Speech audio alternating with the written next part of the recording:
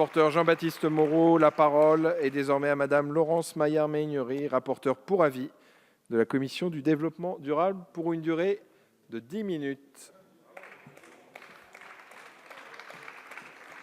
Merci. Monsieur le Président, Monsieur le Ministre, Madame, Messieurs les Présidents de Commission, Monsieur le rapporteur, mes chers collègues. La Commission du développement durable et de l'aménagement du territoire a rendu un avis sur le titre 2 du projet de loi qui vise à rétablir l'équilibre des relations commerciales dans le secteur agricole et alimentaire et à promouvoir une alimentation saine et durable. Elle a mené des travaux approfondis et fructueux. Je tiens tout d'abord à rappeler la qualité du travail et de la concertation effectuée dans le cadre des États généraux de l'alimentation. C'est précisément sur les conclusions de ces États généraux que nous nous sommes appuyés pour légiférer. Les acteurs de la chaîne alimentaire, du monde agricole et nos concitoyens ont clairement exprimé leurs attentes et nous devons y répondre. Les travaux et débats de notre commission ont été très riches et Monsieur le ministre a pu y prendre part, ce dont il convient de se féliciter. Les échanges avec la Commission des affaires économiques, commission saisie au fond, ont été nourris et ont permis une véritable co-construction du texte, ce dont il convient également de se féliciter. Monsieur Jean-Baptiste Moreau, rapporteur au fond, a réalisé un remarquable travail de synthèse et d'enrichissement du texte.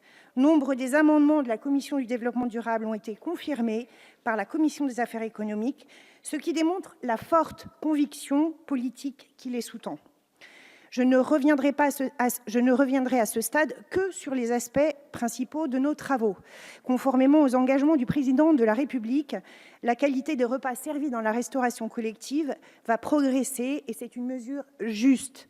Nous avons adopté en commission du développement durable un amendement de réécriture de l'article 11 afin de fixer dans la loi les taux précis de 20% de produits bio et de 30% de produits de qualité entrant dans la composition des repas.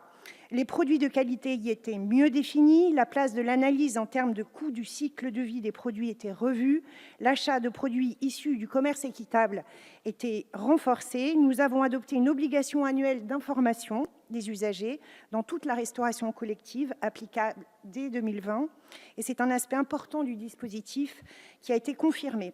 L'amendement de réécriture de l'article 11 du gouvernement et adopté en commission des affaires économiques a retenu une bonne partie des travaux de la commission du développement durable.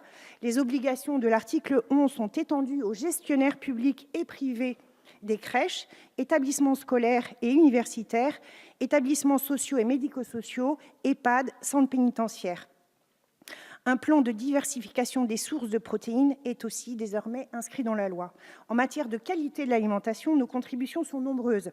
Citons ainsi la fixation de l'objectif de 15% de la surface agricole utile dédiée à l'agriculture biologique d'ici fin 2022, l'indication précise de la provenance du miel, la création d'une mention valorisante ayant trait à un mode de production à haute valeur nutritionnelle, l'interdiction des denrées contenant du dioxyde de titane ou encore le meilleur encadrement des autocontrôles sanitaires.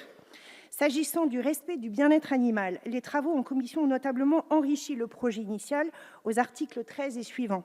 Les amendements de la Commission du développement durable ont été adoptés pour renforcer les obligations des abattoirs et permettre de renouer la confiance avec les citoyens, notamment le cadre renforcé pour les lanceurs d'alerte et la désignation systématique d'un référent protection animale.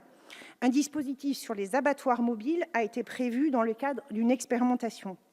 La redéfinition de la lutte contre la précarité alimentaire et de l'aide alimentaire a été adoptée à l'article 12. Plusieurs dispositions ont été adoptées pour améliorer la qualité du don effectué par les commerces aux associations, pour étendre et diffuser la politique de lutte contre le gaspillage alimentaire à de nombreux acteurs.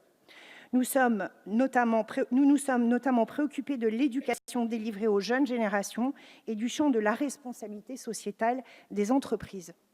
En ce qui concerne la réglementation applicable aux produits phytopharmaceutiques, Je me réjouis que la commission des affaires économiques se soit saisie d'une partie des sujets qui avaient retenu l'attention de la commission du développement durable. Les articles additionnels après l'article 14 ont été adoptés pour réduire les délais d'évaluation et simplifier les conditions d'autorisation des produits de biocontrôle, favoriser la formation sur ces produits, renforcer l'encadrement de la publicité pour les produits phytopharmaceutiques ou encore étendre les missions des chambres d'agriculture à la promotion de la réduction de l'utilisation de ces produits. Enfin, en ce qui concerne la séparation des activités de conseil et de vente de produits phytopharmaceutiques prévues à l'article 15, je me réjouis que les propositions faites par notre commission pour renforcer le dispositif aient été adoptées par la commission des affaires économiques.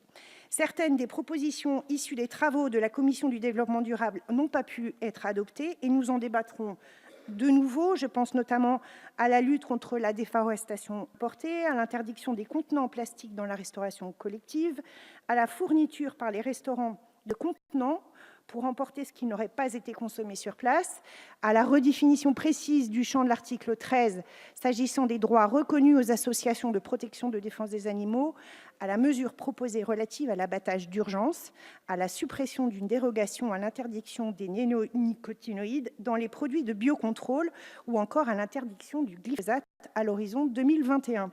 J'ai également déposé de nouveaux amendements visant notamment à préciser la définition de la lutte contre la précarité alimentaire et les règles applicables aux laboratoires réalisant des autocontrôles. Ces amendements, je vous les présenterai en détail pendant nos débats.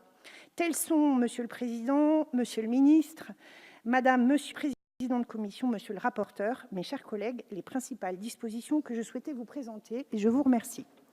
Merci beaucoup, Madame Mayar-Meignery.